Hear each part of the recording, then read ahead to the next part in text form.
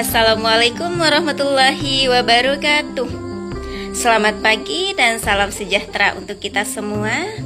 Semoga anak-anakku di rumah dalam keadaan sehat, semangat, dan selalu dalam lindungan Allah Subhanahu wa Ta'ala. Baik, pada kesempatan hari ini kita akan belajar tentang prinsip dan proses pengolahan bahan rempah pada mata pelajaran produksi pengolahan tanaman perkebunan dan herbal.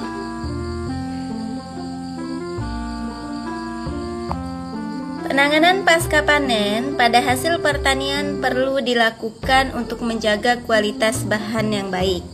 Penanganan pasca panen dapat dibagi menjadi dua cara.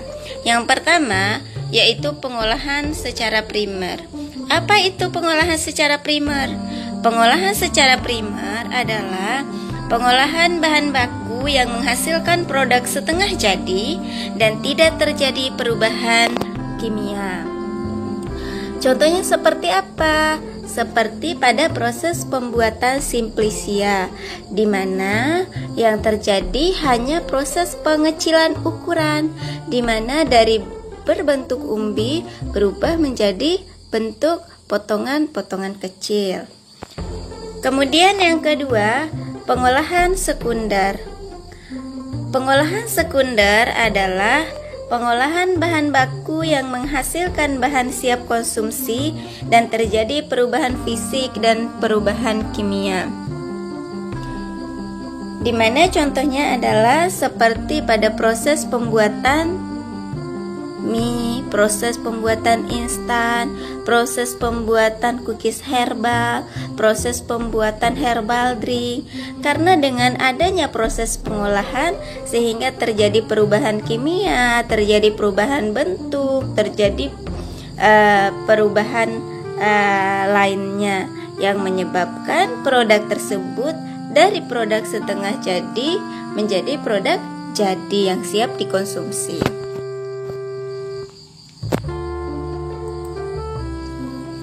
Pengolahan bahan rempah dapat dilakukan dengan beberapa cara.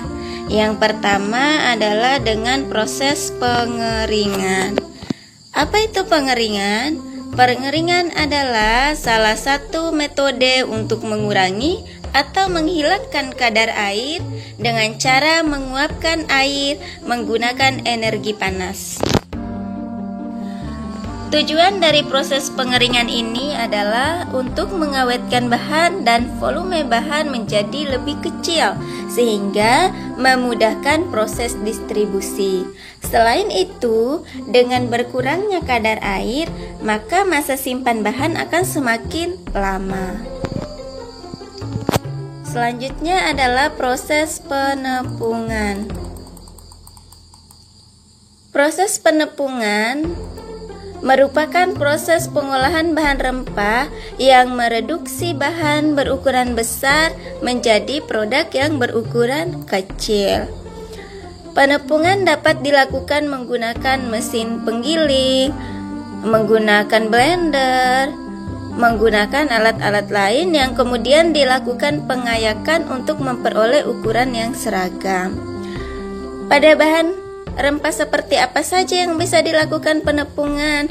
Hampir semua bahan rempah dan yang biasa dilakukan contohnya serbuk jahe, kunyit, temulawak, cabai, merica, bawang putih dan lain sebagainya. Selanjutnya yaitu proses ekstraksi dengan cara ekstraksi. Apa itu ekstraksi? Ekstraksi adalah proses pelarutan untuk menghasilkan minyak atsiri atau oleorasin. Metode ekstraksi itu dapat dilakukan dengan dua macam, yaitu ekstraksi dengan menggunakan pelarut dan ekstraksi dengan cara pengepresan. Nah, pada produk yang seperti apa dilakukan ekstraksi dengan cara pengepresan? Yaitu dilakukan pada komoditas yang tidak tahan panas. Seperti apa? Seperti lemon, jeruk, almond, dan sebagainya. Nah, sedangkan ekstraksi dengan bahan pelarut atau menggunakan sistem penguapan bisa dilakukan dengan cara mengekstraksi ke dalam ekstraktor dan berpenetrasi ke dalam bahan rempah sehingga menghasilkan minyak atsiri dan oleorasin.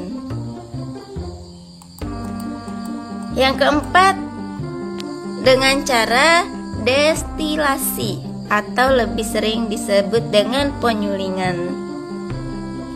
Penyulingan merupakan proses pemisahan bahan kimia berdasarkan perbedaan tekanan uap dan titik didih suatu zat untuk menghasilkan minyak atsiri dan oleorasin. Dan selanjutnya adalah dengan proses enkapsulasi. Proses pengolahan enkapsulasi ini dilakukan pada produk minyak atsiri dan oleorasin.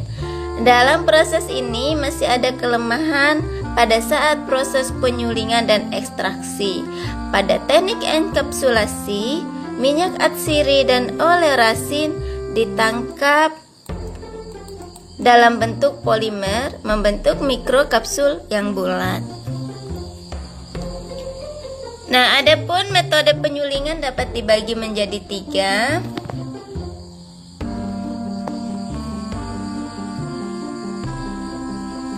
Yang pertama, penyulingan dengan menggunakan uap. Yang kedua, penyulingan dengan menggunakan uap dan air. Yang ketiga, penyulingan secara langsung. Penyulingan dapat berlangsung selama 8-24 jam, tergantung dari volume uap pada alat penyulingan, sistem isolasi, dan ukurannya. Adapun contoh proses penyulingan uap pada minyak daun cengkeh yaitu melakukan pemanasan bahan baku dan air ke dalam ketel penyulingan, kemudian dipanaskan. Nah, selama proses pemanasan, maka akan menghasilkan uap air dan uap minyak daun cengkeh, di mana uap air dan uap minyak daun cengkeh tersebut akan mengalir dari pipa ke dalam kondensor, di mana suhu di dalam kondensor harus tetap dingin. Kenapa? Dengan tujuan untuk mengubah uap air dan uap minyak cengkeh dalam bentuk cair dan dipisahkan untuk diambil minyaknya dan kemudian ditampung ke dalam drum. Nah, untuk pertemuan hari ini sekian dulu penjelasannya. Jika ada yang kurang jelas bisa ditanyakan lewat chat atau lewat komen. Nah, sekian, jangan lupa di like dan subscribe. Terima kasih. Wassalamualaikum warahmatullahi wabarakatuh.